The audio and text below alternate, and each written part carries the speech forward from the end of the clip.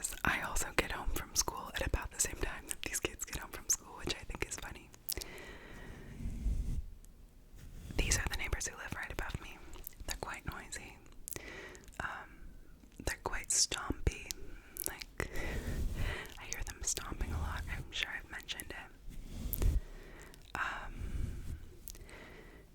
You know, it annoys me, but I also, like, have total respect for them. Like, it annoys me in my most selfish person. And I also am like, you know what, you're a family of 5. I'm not going to be a so-and-so about it. But it does kind of grind my gears.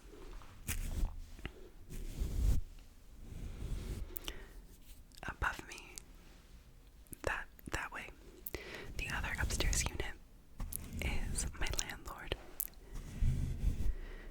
I thought that it was going to be nice having my landlord live, you know, on site. And it was actually. I had some issues with my washer and my dryer, and he's a contractor, so he really quickly figured it out and took care of it, which was really nice. A neighborhood dog making itself known.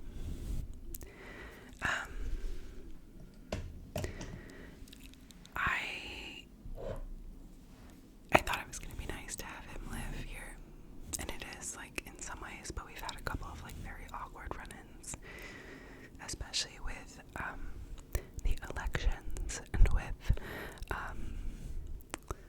what is it called? Like, what am I trying to say? Canvassers. A canvasser came to my door for a cause that I really support and for an election that I was feeling very impassioned about and excited to be involved in. And my landlord yelled at that canvasser who I was talking to, and it was very uncomfortable. And I understand, you know, he was like, this is my property. And I understand that to an extent, but it also made me feel very uncomfortable because, like, I have as much of a right to the information that this canvasser was sharing as anyone else. And it's not my landlord's job to stop me from receiving that information. Does that make sense? So I understand if he was, you know, well-intentioned, but it didn't really sit well with me. Especially then, a couple days later, when I saw him having a very cordial chat with some canvassers who were canvassing for the opposition of the election, of the issue that I was interested in. You know, it felt kind of bad. So, but it's neither here nor there. He's a decent guy. He's kind of awkward, but that's fine. He has a kid who I think is in high school.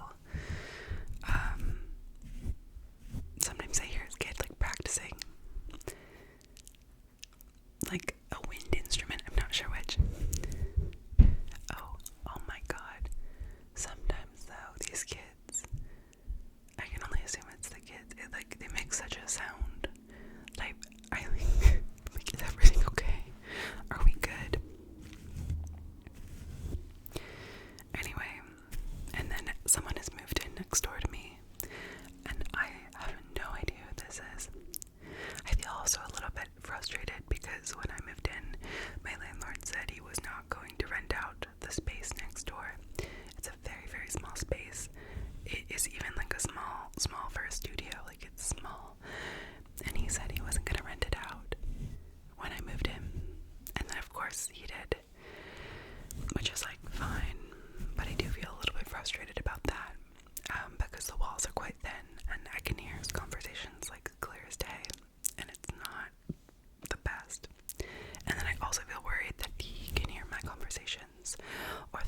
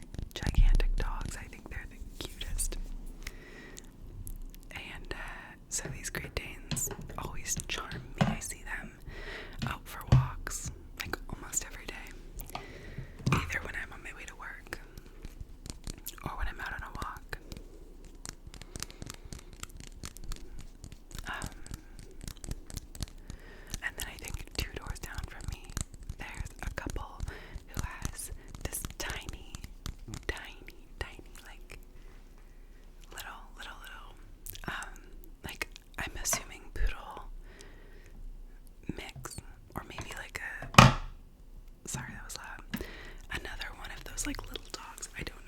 I truly don't know that much about small dogs. Couldn't be bothered. But it's so cute, and like I ran into them a lot, I think, when they first got this dog, because I almost stepped on this dog. Like, it would come over and like wanna like say hello. It's very cute. And I would be like, every time I think I had like things in my hand, so I'd like try to bend down and pet it, but it's so low to the ground, like it's like a rat. Like, I mean, that's mean, but like it's so low to the ground. So I'd have to like bend over to pet it, and then like give it a little scratch, and then I would like try and go on my way, and then almost step on the dog, and it made me so stressed. I was like, can you please like just pick up your dog? I don't want to step on your dog. I'm a very tall person, if that was like also not apparent from what I was saying. But yeah, there's a lot of families in my neighborhood, which I really like. Oh my gosh, my brow brush got caught in my hair. Ow. There's a lot of families, so it's like a very, like, the neighborhood just feels really like cozy, and calm. There was a sweet woman across the street. I have like a camper van, and it was built out, not by me, but by the person I bought it from. And so I get a lot of questions about it, just, you know, when I'm like out and about. And so this sweet woman across the street, I parked outside of her house, and she came over, and I felt really bad. I was like, oh my god, is she gonna like tell me not to park outside of her house? And she was like, oh, I just was really curious about your camper van, like, did you build it? And I was like, no, but I can like show it to you. I've had to do a lot of like repairs on the van, but I didn't do the build. And she was so kind and like asked me a lot of questions, some of which I could answer and some of which I couldn't. Yeah. And then every weekend on Sundays, I go for a walk to my local cafe and get a cup of coffee and pastry. And that's my little tradition. I love it so much. I love having a little tradition with myself. It's so much fun. This bakery cafe is so good. It's tasty as anything. I love it so much. But yeah, I'm trying to think of other things that happen in the neighborhood. I don't think anything major has happened recently. And yeah.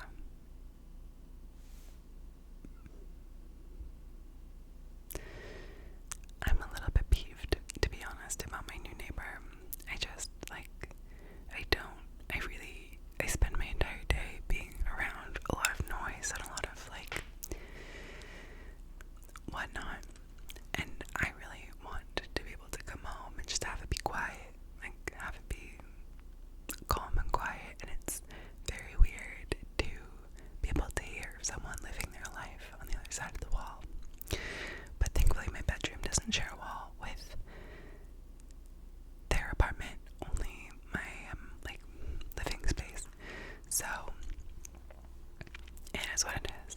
I think when my lease is up in the summer, I'm gonna find a new place to live. I do really like it, but I also think I'm like at this part in my life where it's fairly easy for me to move and for me to make a change like that, and that I know that won't always be the case. And so I want to take advantage of that. I know that moving is stressful. Maybe I'll feel differently when my lease is up. But right now I think that'll probably be what happens.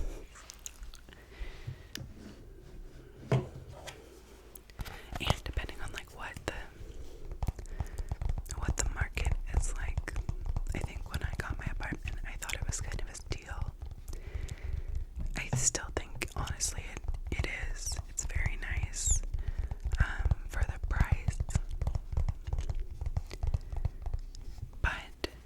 still